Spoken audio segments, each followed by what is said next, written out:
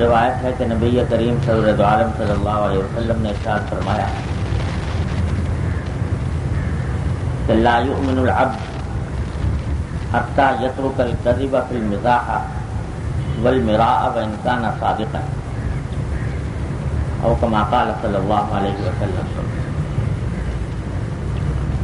فرمایا کہ کوئی بندہ اس وقت تک صحیح معنی میں مومن نہیں ہو سکتا جب تک کہ وہ مذاق میں بھی جھوٹ بولنا نہ چھوڑے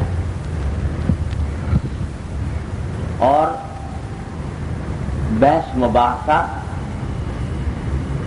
نہ چھوڑے جب تک کہ وہ چاہے وہ حق پر ہو. دو چیزیں فرمائیں کہ دو چیزیں جب تک نہ چھوڑے اس وقت تک آدمی صحیح طور سے مومن نہیں ہو سکتا. ایک یہ کہ مذاق میں بھی جھوٹ نہ بولے اور دوسرے حق پر ہونے کے باوجود بحث مباحثے میں نہ پڑے. پہلی چیز جس کا حکم دیا وہ ہے جھوٹ کا چھوڑنا اور اس میں خاص طور پر ذکر فرمایا مذاق میں جھوٹ بولنے کو، اس واسطے کہ بہت سے لوگ یہ سمجھتے ہیں کہ جھوٹ اسی وقت ناجائز ہے اور اسی وقت حرام ہے جبکہ وہ سنجیدگی سے بولا جائے، اور مذاق میں جھوٹ بولنے کو لوگ جائز سمجھتے ہیں. لوگ اگر کہیں بھی بھائی تم تو فلاں بات کہہ رہے تھے وہ تو ایسی نہیں تھی، تو بھائی میں تو مذاق میں کہہ رہا تھا. مانا یہ کہ گویا مذاق میں اگر جھوٹ بول لیں تو کوئی گناہ کی بات نہیں سمجھتے. تو حضور اقدس نبی کریم صلی اللہ علیہ وسلم نے فرمایا کہ مومن ایسا ہونا چاہیے کہ اس کی زبان سے خلاف واقعہ بات نکلے ہی نہیں، مذاق میں بھی نہ نکلے. مذاق میں اگر حدود کے اندر ہو تو مذاق میں اور خوشطبی میں کوئی حرج نہیں. شریعت نے مذاق کرنے کو اور خوشطبی کو جائز قرار دیا ہے، بلکہ تھوڑی سی اس کی ترغیب بھی ہے کہ ہر وقت آدمی خشک ہو کے بیٹھ جائے اور ایسا سنجیدہ اور ایسا خشک ہو کے بیٹھے کہ کبھی اس کے منہ پر تبسم ہی نہ آئے. یہ بات پسندیدہ نہیں. خود حضور نبی کریم سرور عالم صلی اللہ علیہ وسلم سے مذاق کرنا ثابت ہے، تو سبھی کی باتیں آپ سے بھی ثابت ہیں، لیکن ایسا لطیف مذاق، ایسی خوشطبی کی باتیں جو لطیف بھی ہیں اور ساتھ ساتھ اس میں کوئی بات خلاف واقعہ بھی نہیں، ایسا مزاح حضور اقدس صلی اللہ علیہ وسلم نے کیا ہے صحابہ کرام کے ساتھ. اللہ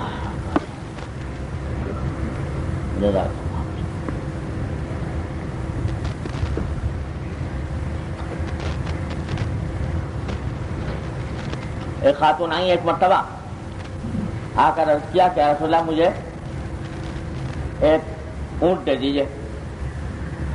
اس زمانے میں اونٹ جو ہے یہ سب سے بڑی دولت ہوتی تھی، مالداری کی علامت سمجھی جاتی، جس کے بعد جتنے زیادہ اونٹ ہیں اتنا ہی بڑا مالدار ہے اور بہت بڑی دولت سمجھی جاتی تھی. تو آ کر وہ مانگنے لگی کہ رسول اللہ مجھے اونٹ دے دیجیے.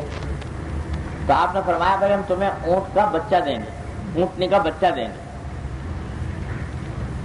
تو وہ کہنے لگی کہ رسول اللہ میں تو اونٹنی کا بچہ لے کے کیا کروں گی، میں تو اونٹ چاہیے جو مجھے سواری پہ کام آ سکے. تو تھوڑی دیر بعد آپ نے فرمایا کہ بھائی جو بھی اونٹ ہوگا وہ کسی نہ کسی اونٹنی کا بچہ ہی تو ہوگا. تو یہ اب مذاق کیا، خود سبھی کی بات فرمائی، لیکن حق کوئی اس میں خلاف واقعہ بات نہیں. ایک خاتون آئی، انہوں نے آ کر عرض کیا کہ رسول اللہ مجھے دعا کر دیجیے کہ اللہ تعالیٰ مجھے جنت میں داخل فرما دے. تو آپ نے فرمایا کہ کوئی بوڑھی جنت میں نہیں جائے گی، کوئی بڑھیا جنت میں نہیں جائے گی. وہ بڑی پریشان ہوئی. تو جب دیکھا کہ پریشان ہو رہی ہے تو آپ نے فرمایا کہ بھائی مطلب یہ ہے کہ کوئی بھی عورت بڑھاپے کی حالت میں نہیں جائے گی، جوان ہو کے جائے گی، تو بڑھیا نہیں جائے گی، جوان ہو کے جائے گی۔ اب مذاق کیا اور خوشطبی کی بات فرمائی، لیکن اس میں کوئی غلط بیانی کا پہلو نہیں۔ تو یہی حضور اقدس صلی اللہ علیہ وسلم کی سنت ہے۔ اگر مزاح کرے آدمی تو مزاح بھی سنت ہے نبی کریم صلی اللہ علیہ وسلم، اور اگر اس نقطہ نظر سے کرے کہ سرکار دو عالم صلی اللہ علیہ وسلم نے مزاح کیا ہے تو میں اسی سنت کی اتباع کرتا ہوں، تو انشاءاللہ اس مذاق میں ثواب کی بھی امید ہے۔ ہمارے سارے بزرگ جتنے بھی اللہ تعالیٰ نے جن سے وابستگی عطا فرمائی، جن کا نام لینے کی توفیق دی، ان سب کا حال یہ تھا، کوئی خشک نہیں ہوا، ایسا خشک ہو کہ بس بت بن کے بیٹھا ہے اور کبھی اس کے زبان کے اوپر کوئی خوشطبی کی بات نہیں آتی، بلکہ اپنے ساتھیوں سے، اپنے محبت کرنے والوں سے خوشطبی کی باتیں، دل لگی کی باتیں بھی کیا کرتے تھے، اور بعض بزرگ تو اس معاملے میں مشہور تھے۔ لیکن اس خوشطبی اور اس مذاق میں کہیں کوئی جھوٹ نہیں آتا، اور جب اللہ تبارک و تعالیٰ اپنے فضل سے کسی کو توفیق عطا فرماتے ہیں تو وہ اس طرح اس کی زبان بنا دیتے ہیں کہ اس کے اندر کبھی جھوٹ کا پہلو آتا ہی نہیں، نہ مذاق میں نہ سنجیدگی میں۔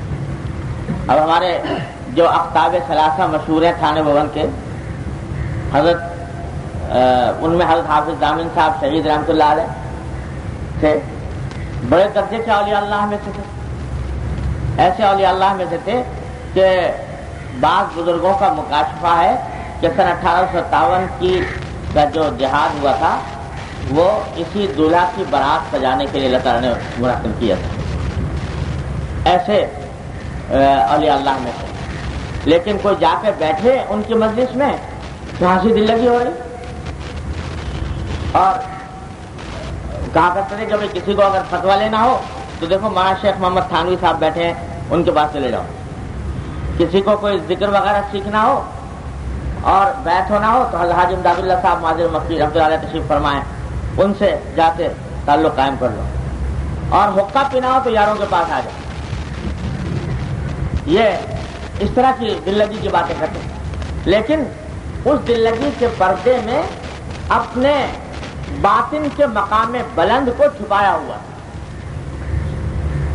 حضرت محمد ابن سیرین رحمۃ اللہ علیہ بڑے درجے کے تابعین میں سے ہیں، اللہ، ان کے بارے میں ان کے حالات میں لکھا ہے کہ کننا نسمع ضحکہ بالنہار وبکاءہ باللیل، کہ دن کے وقت میں ہم ان کے ہنسنے کی آوازیں سنا کرتے تھے، ان کی مجلس جو ہے وہ اس میں قہقہے گونجتے تھے، اور رات کے وقت میں ان کے رونے کی آوازیں آیا کرتی، اللہ جل جلالہ کے حضور جب سجدہ ریز ہوتے تو رونے کی آوازیں آتی۔ تو یہ مذاق اپنی ذات میں کوئی برا نہیں، بشرطے کہ حدود کے اندر ہو، ہر وقت آدمی مذاق ہی نہ کرتا رہے، کبھی کبھی دل لگی کر لی۔ اور حدیث میں نبی کریم صلی اللہ علیہ وسلم نے اس لحاظ سے اس کی ترغیب دی کہ یہ فرمایا کہ اپنے یہ جو روح القلوب ساعۃ فساعۃ، کہ اپنے دلوں کو تھوڑے تھوڑے وقفے سے آرام دیا کرو، یعنی اور اس کا مطلب یہ بیان فرمایا گیا ہے کہ آدمی لگا ہوا ہے سنجیدہ کاموں میں تو تھوڑا وقت ایسا بھی نکالے جس میں ذرا آزادی سے، بے تکلفی سے خوشطبی کی باتیں کرے، یہ بھی مطلوب ہے اور سنت ہے نبی کریم صلی اللہ علیہ وسلم۔ لیکن بس اس بات کا لحاظ رہے کہ کسی بھی لمحے میں بات منہ سے غلط نہ نکلے۔ تو جب مذاق میں بھی بتلایا گیا کہ مذاق میں بھی جھوٹ نہ بولو، تو سنجیدگی کی حالت میں جھوٹ بولنا کتنی بری بات ہوگی۔ اور مومن کی بنیادی علامتوں میں سے یہ علامت ہے کہ اس کے منہ سے غلط بات نہیں نکلتی، جان پر بنی ہوئی ہوتی ہے، جبکہ شریعت نے کسی مرحلے پر اجازت بھی دے دی کہ جان بچانے کی خاطر کوئی آدمی اگر جھوٹ بولے تو اس کی اجازت ہے، لیکن اس وقت بھی جو اللہ کے نیک بندے ہوتے ہیں ان کے منہ پر سری جھوٹ جاری نہیں ہوتا۔ حضرت صدیق اکبر رضی اللہ تعالیٰ عنہ ہجرت کے سفر میں حضور اقدس صلی اللہ علیہ وسلم کے ساتھ جا رہے ہیں اور مکہ مکرمہ کے کافروں نے ہر کارے دوڑائے ہوئے ہیں پکڑنے کے لیے، اور ایک آدمی کو جو بھی پکڑ کر لائے اس کو 100 اونٹ کا انعام مقرر کیا ہوا ہے۔ اب آپ اندازہ لگائیے 100 اونٹ آج کی کے لحاظ سے بھی 100 اونٹ کا انعام جو ہے وہ کروڑوں تک پہنچے گا، اتنا بڑا انعام مقرر کیا ہوا ہے، اور اس کی وجہ سے سارا مکہ اس فکر میں ہے کہ کسی طرح کہیں سے پکڑ لائیں حضور نبی کریم صلی اللہ علیہ وسلم کو اور صدیق اکبر۔ اس حالت میں جاتے جاتے کسی نے کوئی مل گیا حضرت صدیق اکبر کا جاننے والا، راستے میں پوچھا کہ یہ کون ہے آپ کے ساتھ؟ حضور کو نہیں پہچانتا تھا، یہ کون ہے آپ کے ساتھ؟ اب اگر بتاتے ہیں صحیح تو اندیشہ ہے کہ وہ کسی اور کو بتا دے گا اور مخبی ہو جائے گی، جان خطرے میں ہے۔ نہیں بتاتے، غلط بتاتے ہیں تو غلط بیانی ہوتی ہے، جھوٹ ہوتا ہے۔ اللہ تبارک و تعالیٰ جو لوگ سچ کا اہتمام کرتے ہیں، صدیق تھے صدیق اکبر رضی اللہ تعالیٰ عنہ، تو ان کی مدد فرماتے ہیں۔ جو ہی اس سے پوچھا کہ یہ کون ہے، فوراً منہ سے نکلا کہ یہ میرے رہنما ہیں، مجھے راستہ دکھاتے ہیں، میرے رہنما ہیں، مجھے راستہ دکھاتے ہیں۔ اب ایسا جملہ بول دیا کہ اس میں جھوٹ کا بھی شائبہ نہیں، واقعی رہنما ہے اور راستہ دکھاتے ہیں دین کا، اور ساتھ میں بچت بھی ہو۔ تو یہ جب کہ جان پر بنی ہوئی ہے اس وقت بھی جھوٹ، صریح جھوٹ زبان پر نہیں آ رہا، حالانکہ ایسے مواقع پر جب کہ جان کا خطرہ ہو شریعت نے گنجائش دے دی ہے، جان بچانے کے لیے اگر آدمی جھوٹ بول دے تو اجازت ہے، لیکن صدیق اکبر ہیں رضی اللہ تعالیٰ عنہ، زبان پر جھوٹ کا کلمہ نہیں۔ حضرت مولانا محمد قاسم صاحب نانوتوی رحمۃ اللہ علیہ دارالعلوم دیوبند کے بانی، 1857 کے جہاد میں ان کے وارنٹ نکلے ہوئے تھے گرفتاری، اور وہ عالم تھا کہ چوراہوں پر پھانسیوں کے تختے لٹکے ہوئے تھے، اور جب کسی کے بارے میں پتہ چلتا تھا کہ یہ جہاد کے اندر شریک ہے اس کو پکڑ کر فوراً چوراہے پر پھانسی دے دی جاتی تھی۔ اس حالت میں چھتے کی مسجد میں دیوبند میں تشریف فرما تھے اور رہتے تھے بالکل سادے، سہبند عام طور سے پہنا کرتے تھے، اور ایسے ہی کرتا معمولی سا، دیکھنے سے پتا بھی نہیں چلتا تھا اتنے بڑے علامہ ہوں گے۔ تو پولیس آئی گرفتار کرنے کے لیے، حضرت تشریف فرما تھے مسجد میں، چھتے کی مسجد میں، آ کے پولیس نے دیکھا کہ کوئی نظر ہی نہیں آ رہا، اسے سمجھ میں آیا کہ مولانا محمد قاسم نانوتوی کوئی بہت بڑے علامہ، بڑے شیخ ہوں گے، کوئی پگڑی وگڑی ہوگی، کوئی شان و شوکت ہوگی۔ تو وہاں دیکھا ایک آدمی بیٹھا ہے لنگی پہنے ہوئے اور کرتا معمولی سا، تو آ کر پوچھا کہ بھائی مولانا محمد قاسم نانوتوی کہاں ہیں؟ اب اگر کہتے ہیں کہ میں ہی ہوں تو رہ پکڑے، اگر کوئی اور بات کہتے ہیں تو جھوٹ۔ تو ذرا سا اپنی جگہ سے ہٹ گئے، ذرا سا اپنی جگہ سے ہٹ کے کہنے لگے بھی تھوڑی دیر پہلے تو یہیں تھے، تھوڑی دیر پہلے تو یہیں تھے۔ یہ جواب دیا اس وقت جب کہ پھانسی کے تختے کا خطرہ آنکھوں کے سامنے ہے، موت آنکھوں کے سامنے رقص کر رہی ہے، اس حالت میں بھی صریح جھوٹ زبان سے نہیں نکالا۔ اللہ تعالیٰ نے اس کی برکت سے بتا دیا، ان کے دل میں یہ بات آ گئی کہ بھائی ہوں گے کہیں نکل گئے، تھوڑی دیر پہلے ہوں گے، اب نکل گئے، چلے گئے۔ تو جھوٹ ایسی چیز ہے کہ جو مومن تخت دار کے اوپر بھی گوارا نہیں کرتا، صریح اسی طرح بچ جائے۔ حدیث میں فرمایا نبی کریم صلی اللہ علیہ وسلم کہ ان فی المعارض مندوحۃ عن الکذب، کہ اسی طرح کی باتیں جیسے میں نے ابھی بتائی کہ دو معنی جن کے ہو سکتے ہیں، ایسی باتوں کے ذریعے انسان جھوٹ سے بچ سکتا ہے حتی الامکان، جہاں تک وہ جھوٹ نہ بولے۔ جب اتنی رعایت فرمائی ہے شریعت نے کہ سچ کی اور کہ جھوٹ نہ بولے انسان، تو اب جب مذاق میں بھی، حالت جنگ میں بھی، ایسے حالات میں بھی جب جھوٹ کی ممانعت فرمائی ہے تو عام حالات میں کیسے؟ اب دیکھو آج کل ہمارا جو معاشرہ ہے وہ جھوٹ سے بھر گیا، اچھے خاصے پڑھے لکھے دیندار اور اہل اللہ سے سے تعلق رکھنے والے صحبت یافتہ لوگ شرعی جھوٹ کا ارتکاب کرتے ہیں. جھوٹے سرٹیفکیٹ بنوا رہے ہیں, میڈیکل سرٹیفکیٹ بن رہے ہیں چھٹی لینے کے لیے, اور کوئی ذہن پہ خیال بھی نہیں گزرتا کہ ہم نے کوئی غلط بیانی کا ارتکاب کیا. تجارت میں, صنعت میں, اپنے کاروبار میں جھوٹے سرٹیفکیٹ, جھوٹے بیانات, جھوٹی گواہیاں, ایک لامتناہی سلسلہ ہے جھوٹ کا. اور یہاں تک نوبت آ گئی کہ کہنے والے یہ کہتے ہیں کہ بھائی سچ کے ساتھ تو گزارا اس دنیا میں ہو نہیں سکتا. الیاذ باللہ. پہلے جو سچ بولے, سچ بولنے والا زندہ نہیں رہ سکتا. جھوٹ جب تک نہیں بولے گا اس وقت تک کام نہیں چلے گا. حالانکہ اللہ کے رسول صلی اللہ علیہ وسلم نے یہ فرمایا کہ الصدق ینجی والکذب یہلک. نجات دینے والی چیز سچائی ہے, اور جھوٹ جو ہے وہ ہلاکت میں ڈالنے والا ہے, برباد کرنے والا ہے. بظاہر دیکھنے میں چاہے وقتی طور پر جھوٹ بولنے سے کوئی نفع حاصل ہو جائے وقتی طور پر, لیکن یاد رکھو کہ انجام کار کبھی بھی جھوٹ میں فلاح نہیں, سچائی میں فلاح ہے, صدق میں فلاح ہے, اللہ کا حکم ماننے میں فلاح ہے. تو بھائی اس کا اہتمام کرنا چاہیے. بہت سی باتیں تو ایسی ہوتی ہیں جو ہر ایک آدمی جانتا ہے کہ وہ جھوٹ ہے, نہیں بولتے, لیکن یہ جو آج کل ہمارے معاشرے میں جھوٹ کی 1000 قسمیں نکل آئی ہیں, یہ طرح طرح کے سرٹیفکیٹ اور وغیرہ وغیرہ بیانات غلط جھوٹے, یہ جھوٹ کی بدترین قسم ہے, اور اس میں اچھے خاصے پڑھے لکھے لوگ مبتلا ہو جاتے ہیں. اللہ تعالیٰ اپنی رحمت سے ہم سب کو اس سے محفوظ رہنے کی توفیق عطا فرمائے. جب حضور اکرم صلی اللہ علیہ وسلم فرما رہے ہیں مذاق میں بھی نہ بولو, تو جانتے بوجھتے کیسے بول دے آدمی. تو ایک تو یہ بات فرمائی کہ بندے کے مکمل مومن ہونے کے لیے ضروری ہے کہ وہ مذاق میں بھی جھوٹ نہ بولے. دوسری چیز فرمائی کہ چاہے حق پر ہو بحث مباحثہ, بحث مباحثے سے پرہیز کرے. یہ بھی ہماری زبان کے آفتوں میں سے ایک بڑی آفت ہے, بحث مباحث.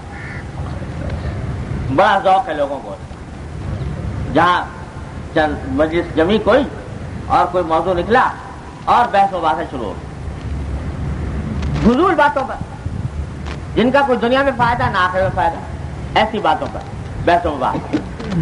اور یاد رکھو یہ بحث و مباحثہ جو ہے یہ ایسی چیز ہے کہ جو انسان کے باطن کو تباہ کر رہا ہے. امام مالک رحمۃ اللہ علیہ کا مقولہ ہے, امام مالک رحمۃ اللہ علیہ فرماتے ہیں کہ المراء یذهب بنور العلم, بحث مباحثہ علم کے نور کو تباہ کر دیتا ہے. یعنی عالموں کے اندر ذرا ہوتی ہے یہ بات بحث مباحثے کی, کیونکہ ہر ایک عالم میں سمجھتا ہے کہ میں زیادہ جانتا ہوں, اور اس واسطے اگر کسی دوسرے نے کوئی بات کہہ دی ہے تو اس سے بحث کرنے کو تیار, اور اس میں گھنٹے لگ رہے ہیں. وہ چاہے مباحثہ جو ہے وہ زبانی ہو یا قلمی ہو, تحریری ہو, اس میں وقت صرف ہو رہا ہے. امام مالک رحمۃ اللہ علیہ فرماتے ہیں کہ یہ مباحثہ علم کے نور کو تو غارت کر دیتا ہے, علم کا نور تو حاصل نہیں رہتا. ارے بھائی سیدھی سی بات یہ ہے کہ اگر کسی سے تمہاری رائے مختلف ہے, اپنی رائے بیان کر دو, میری رائے یہ ہے, دوسرے کی بات سن لو, اگر اس کی بات سمجھ میں آتی ہے قبول کر لو, نہیں سمجھ آتی کہہ دو بھائی تمہاری بات سمجھ نہیں آئی, بس اللہ خیر صلی اللہ, تم اپنے جو تمہاری سمجھ آ رہا ہے اس پہ عمل کرو, میں جس پہ سمجھ آ رہا ہے وہ عمل کرو. بحث کرنے سے کوئی حاصل, بحث مباحثے کا لازمی نتیجہ یہ ہوتا ہے جب دو آدمی بیٹھ کے بحث کرتے ہیں تو ہر ایک آدمی یہ چاہتا ہے کہ میں غالب آ جاؤں, میری بات اونچی رہے, اور دوسرے کو زیر کرنے کی فکر میں رہتا ہے. اس کے نتیجے میں وہ پھر حق و باطل کی سرحدوں میں امتیاز نہیں رکھتا, جس طرح بھی ہو دوسرے کو زیر کرنا ہے, یہ بات پیدا ہو جاتی ہے. اور بسا اوقات بحث و بحث فضول باتوں میں بھی ہوتا ہے. یہ تو اس بات میں ہے جب کہ کوئی فرض کرو کہ واقعی حق پر ہے, لکھا حضور اس حدیث میں فرمایا کہ حق پر ہو تم اور بالکل صحیح بات کہہ رہے ہو, دوسرا آدمی غلط کہہ رہا ہے, پھر بھی بحث مباحثہ مت کرو, اپنی طرف سے جو موقف ہے وہ بیان کر دو, بھائی تمہاری سمجھ میں آئے تو قبول کر لو, نہ سمجھ میں آئے تو تم جانو تمہارا کام جانے. یہاں تک بات ہے کہ دیکھو یہ جو سورہ قل یا ایھا الکافرون ہے نا, جو ہم سب نمازوں میں پڑھتے ہیں, یہ اسی کام کے لیے نازل ہوئی کہ حضور اقدس صلی اللہ علیہ وسلم نے یہ تو فرمایا کہ اپنا جو توحید کا پیغام تھا وہ کفار مکہ کو وضاحت کے ساتھ بیان کر دیا، اس کے دلائل بیان کر دیے، سب کچھ کر دیا۔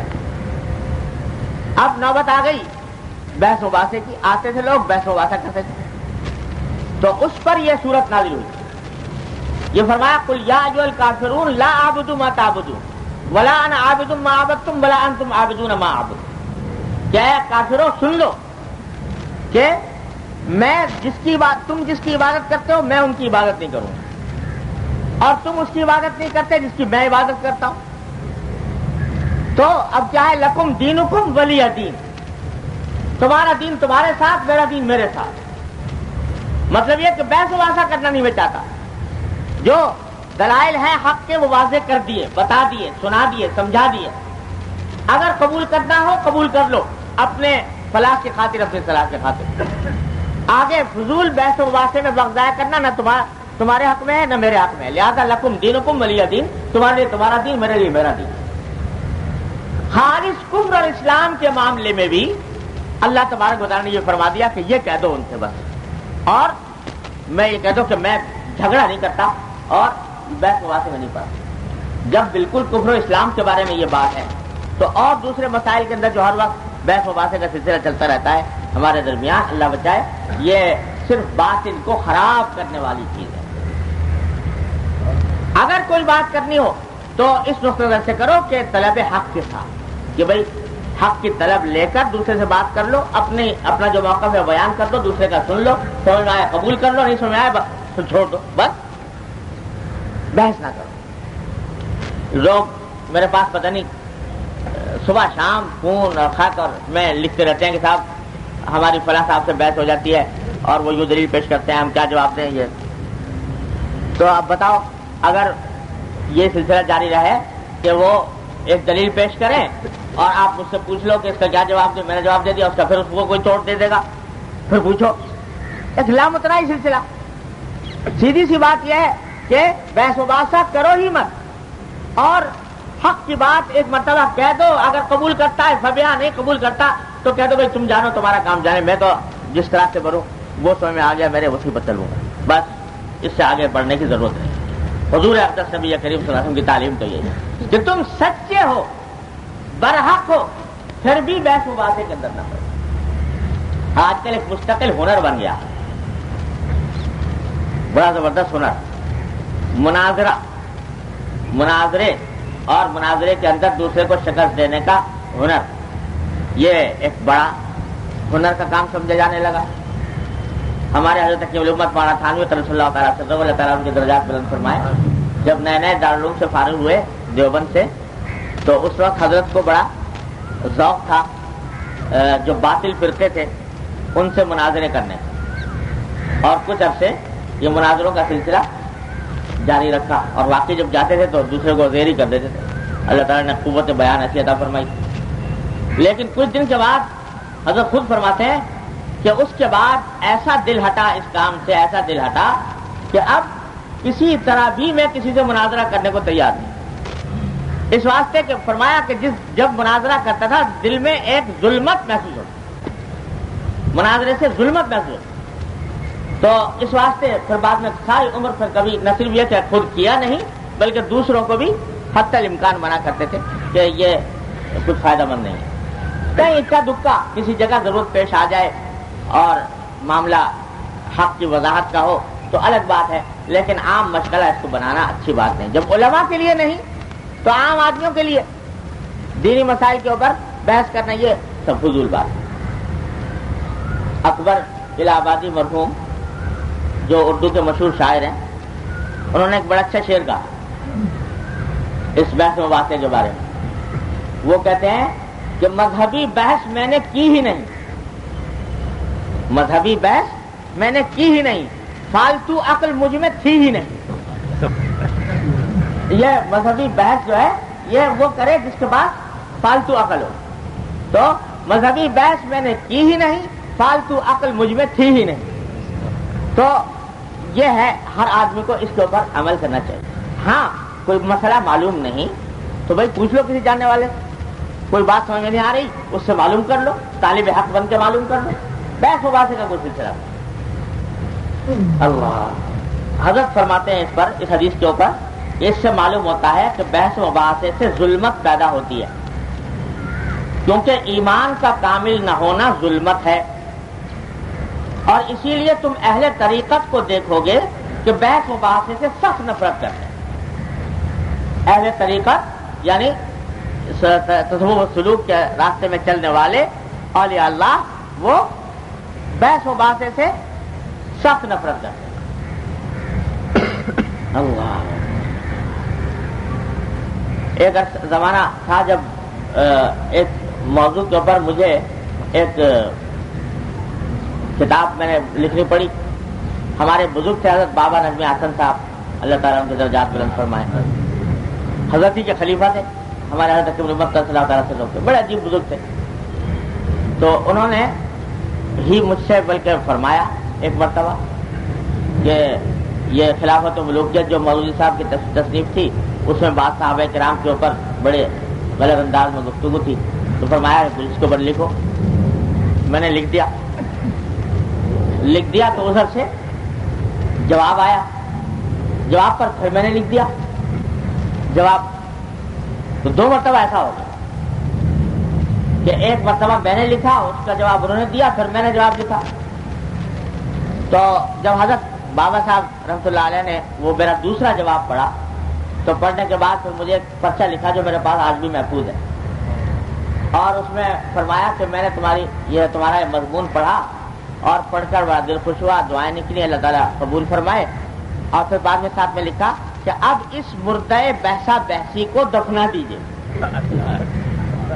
اب اس مردہ بحثہ بحثی کو دفنا دیجیے، کہ اب بس آخری بار لکھ دیا، اب اس کے بعد اپنا جو کچھ حق واضح کرنا تھا کر دیا، اب اس کے بعد اگر فرض کرو ادھر سے کوئی جواب آئے بھی تو اب اس کے بعد تم مت لکھنا، اس واسطے کہ پھر وہ بحث مباحثے کا دروازہ کھل جائے گا، اب اس مردہ بحثہ بحثی کو دفنا دیجیے۔ تو یہ اولیاء اللہ جو ہیں وہ اس سے سخت نفرت کرتے ہیں، کیونکہ کبھی فائدہ نہیں ہوتا۔ آج تک آپ نے دیکھا ہوگا کہ مناظرے میں کسی کو حق قبول کرنے کی توفیق ہوئی ہو بحث مباحثے میں، سوائے وقت کے ضائع کرنے کے اور کچھ نہیں، اس واسطے نفرت کرتے ہیں۔ اور کیوں نہ کریں جب نبی کریم صلی اللہ علیہ وسلم نے فرما دیا کہ مومن کی علامت یہ ہے کہ وہ نہیں پڑھتا۔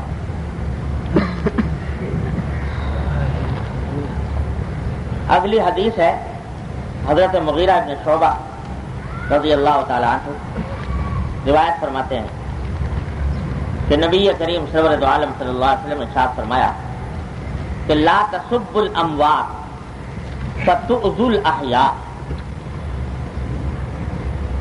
اللہ، فرمایا کہ جن لوگوں کا انتقال ہو چکا ان کو برا بھلا مت کہو، کیونکہ اس برا بھلا کہنے سے زندہ لوگوں کو تکلیف ہوگی۔ اور اسی سے اگلی حدیث بھی اسی سے متعلق ہے، وہ حضرت عبداللہ بن عمر رضی اللہ عنہ سے مروی ہے۔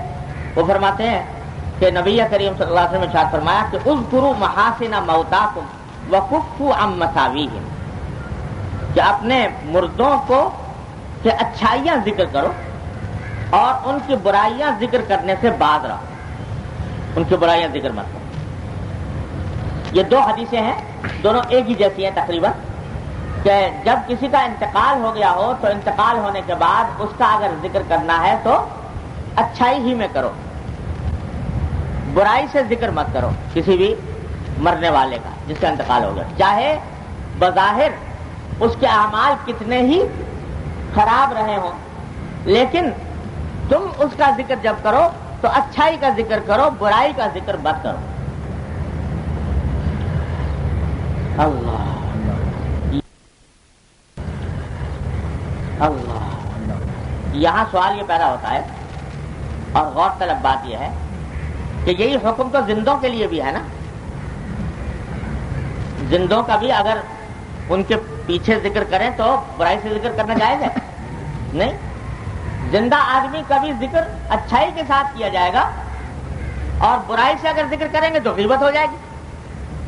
اور اس واسطے زندہ کا بھی یہ حکم ہے کہ اس کا ذکر برائی سے مت کرو۔ پھر خاص طور سے مردوں کے بارے میں کیوں فرمایا کہ مردوں کا ذکر برائی سے مت کرو؟ یہ بات ذرا سمجھنے کی ہے۔ بھائی جو زندہ آدمی ہے اور موجود نہیں ہے ہمارے سامنے، اس کی برائی کرنا پیٹھ پیچھے غیبت ہے، اور یہ غیبت حرام ہے۔ تو خاص طور سے مردوں کے بارے میں کیوں کہا جا رہا ہے کہ ان کی برائی ذکر نہ کرو، اس کو ذرا سمجھنے کی ضرورت ہے۔ بات دراصل یہ ہے کہ غیبت اگرچہ زندہ آدمی کی بھی حرام ہے، لیکن مردہ آدمی کی غیبت ڈبل حرام، یعنی اس کی حرمت کہیں زیادہ ہے، دو وجہ سے۔ ایک وجہ یہ کہ زندہ آدمی کی اگر غیبت کرے تو امید ہے کہ کسی وقت اس سے ملاقات ہو اور اس سے معافی مانگ لو، وہ معاف کر دے، معافی مانگ لو گے، معاف کر دو گے تو انشاءاللہ اس غیبت کا گناہ جاتا رہے گا، کیونکہ حقوق العباد کا یہی معاملہ ہے کہ اگر صاحب حق معاف کر دے معاف ہو جاتا ہے، معاف ہو جائے گا۔ لیکن جس کا انتقال ہو گیا اس سے معافی مانگنے کا کوئی راستہ نہیں، وہ تو جا چکا اپنے اللہ کے ہاں۔ تو اس واسطے پہلی بات تو یہ کہ اس سے معافی مانگنے کا کوئی راستہ نہیں، معاف ہو ہی نہیں سکتا کسی بھی حالت میں، کیسے معافی مانگو گے؟ اس واسطے معافی کا راستہ نہیں، تو اس کا گناہ ڈبل ہو گیا۔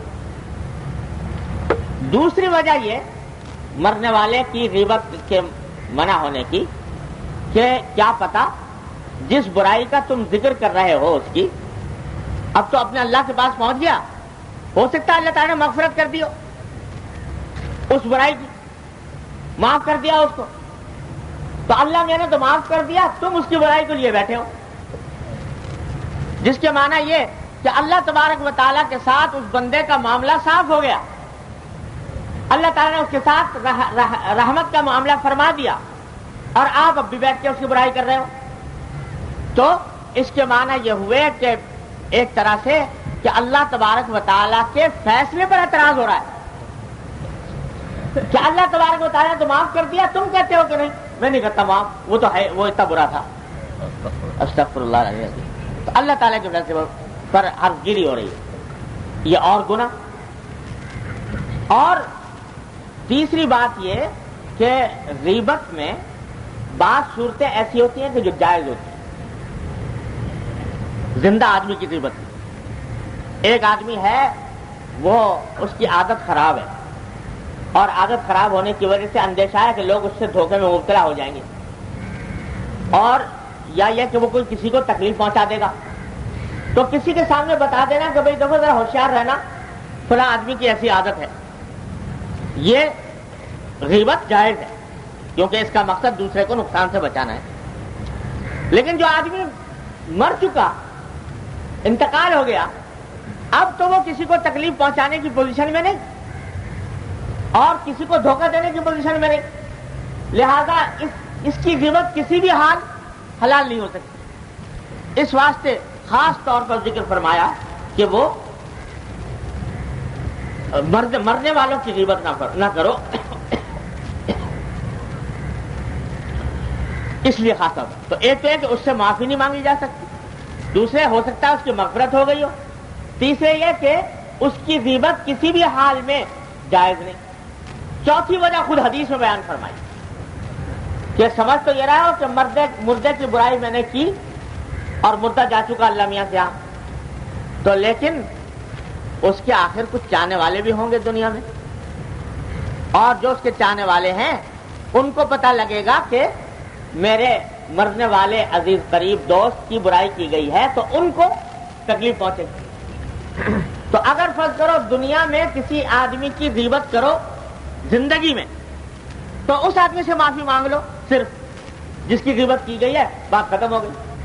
لیکن جس کا کوئی جو خود زندہ تو ہے نہیں، تو اس کی غیبت سے، اس کی برائی سے کتنے آدمیوں، زندہ آدمیوں کو تکلیف پہنچی، اس کا تم اندازہ نہیں لگا سکتے کہ کون کون ہے جس کو تکلیف پہنچی۔ اگر اندازہ نہیں لگا سکتے تو ان سے معافی بھی نہیں مانگ سکتے، اس لیے اس کی برائی بہت ہی شدید ہے۔ تو زندہ آدمی کی غیبت بھی حرام، لیکن مرنے والے کی غیبت بدر جہاں زیادہ حرام ہے، جہاں زیادہ بری ہے، اور اس کی معافی بڑی مشکل ہے۔ اس لیے حضور اقدس صلی اللہ علیہ وسلم نے خاص طور پر فرمایا کہ مردوں کی برائی مت کرو، اچھائی بیان کرو۔ صرف ایک شکل ہے مردہ لوگوں کی کوئی برائی بیان کرنے کا جواز، صرف ایک صورت میں۔ وہ صورت یہ ہے کہ کوئی شخص جو ہے وہ گمراہی کی باتیں کتابوں میں لکھ کر دنیا سے رخصت ہو گیا۔ گمراہی کی باتیں کتابوں میں لکھ کر چلا گیا دنیا سے۔ اب کتابیں اس کی پھیل رہی ہیں، ہر آدمی پڑھتا ہے۔ اس کے بارے میں یہ بتا دینا کہ یہ شخص عقائد کے اعتبار سے اس نے جو باتیں لکھی ہیں وہ گمراہی کی ہیں، تاکہ لوگ ان کو پڑھ کر گمراہی میں مبتلا نہ ہوں۔ بس اس حد تک تو ہے اجازت، وہ بھی اتنی ہی جتنی ضرورت ہے کہ بھائی فلاں شخص کی جو افکار ہیں، اس کے جو عقائد ہیں وہ شریعت کے مطابق نہیں ہیں اور شریعت کے خلاف ہیں، اس کی کتابوں میں گمراہی کی باتیں ہیں، صرف اتنی باتیں کہہ دینا کافی ہے۔ باقی اس کو برا بھلا کہنا یا اس کے لیے ایسے الفاظ استعمال کرنا جو گالی میں داخل ہو جائیں، یہ پھر بھی جائز نہیں۔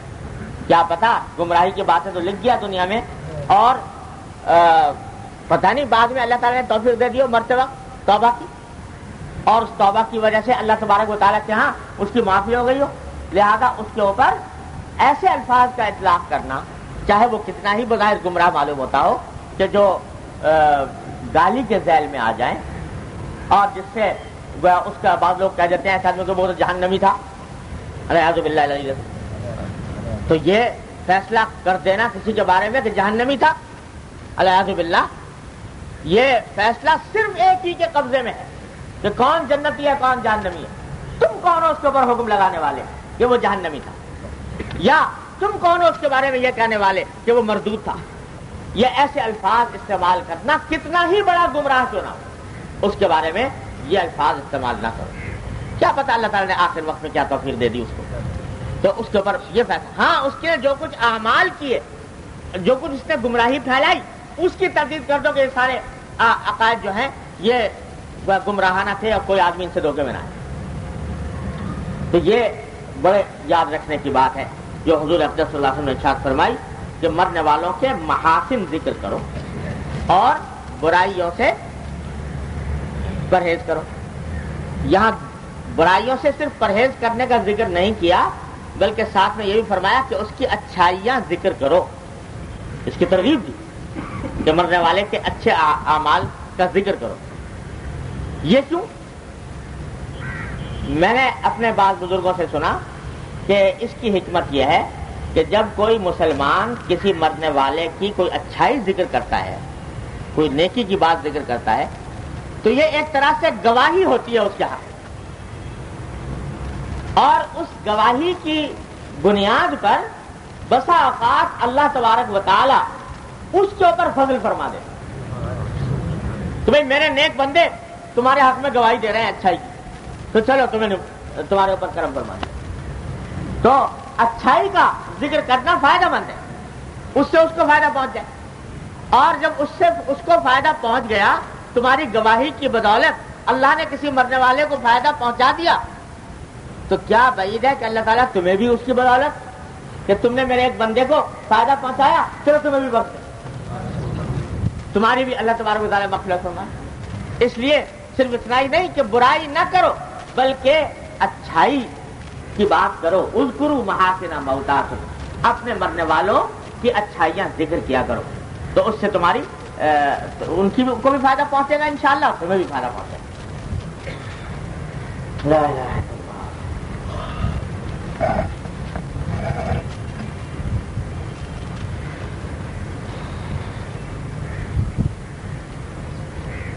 اگلی حدیث ہے وہ بھی اسی مفہوم کی ہے، الفاظ دوسرے ہیں۔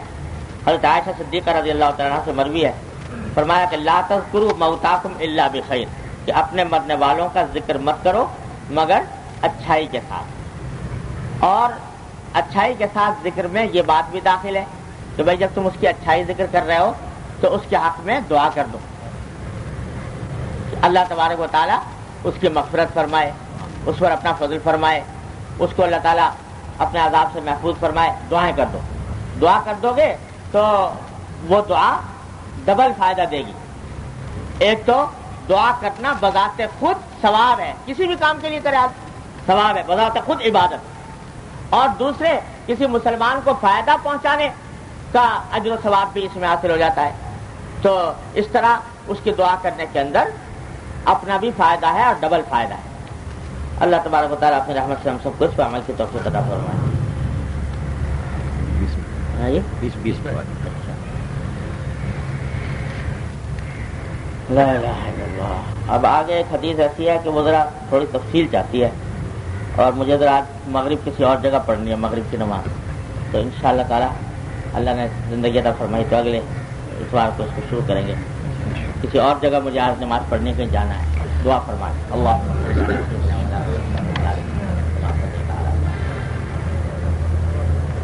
ربنا ظلمنا انفسنا وان لم تغفر لنا وترحمنا لنكونن من الخاسرين.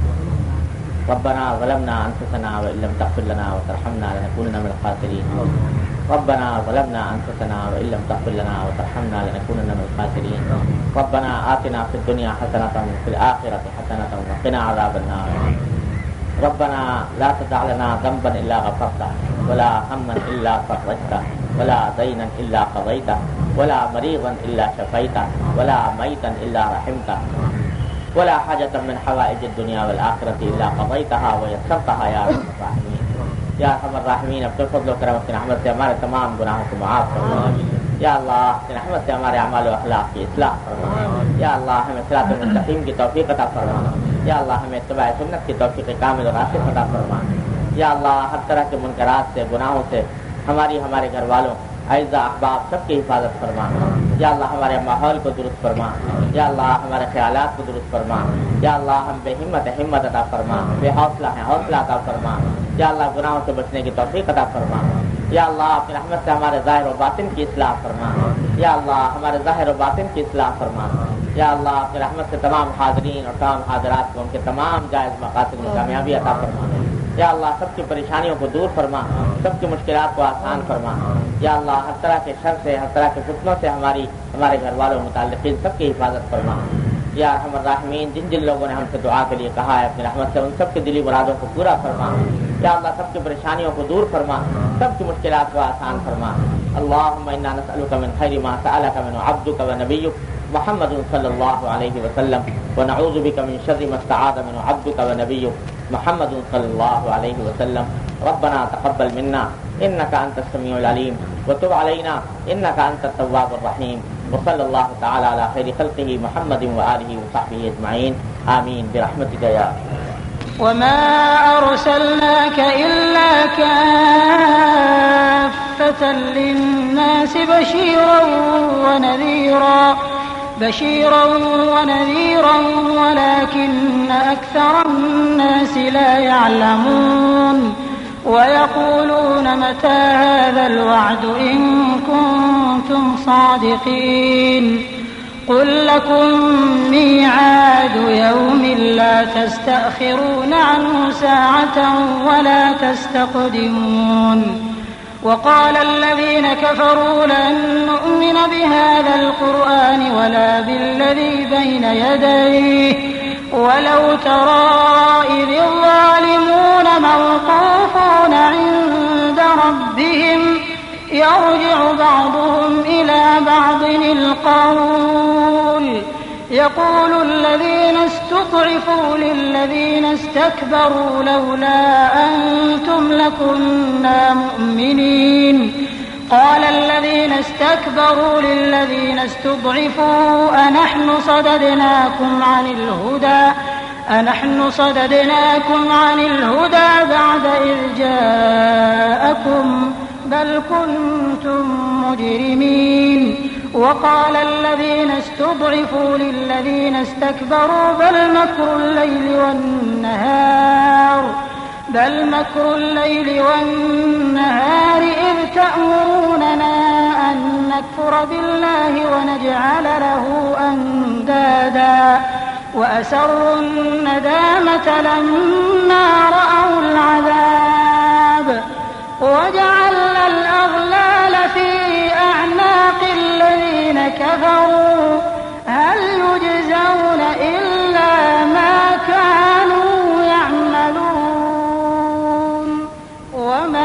أرسلنا في قرية من نذير إلا قال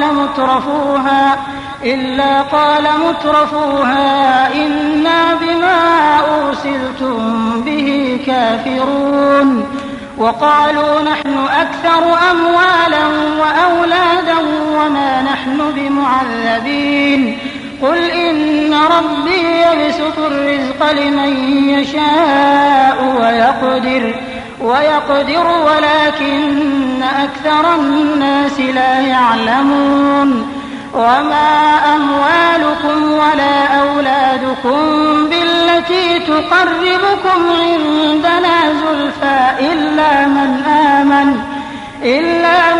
آمن وعمل صالحا فأولئك لهم جزاء الضعف بما عملوا وهم في الغرفات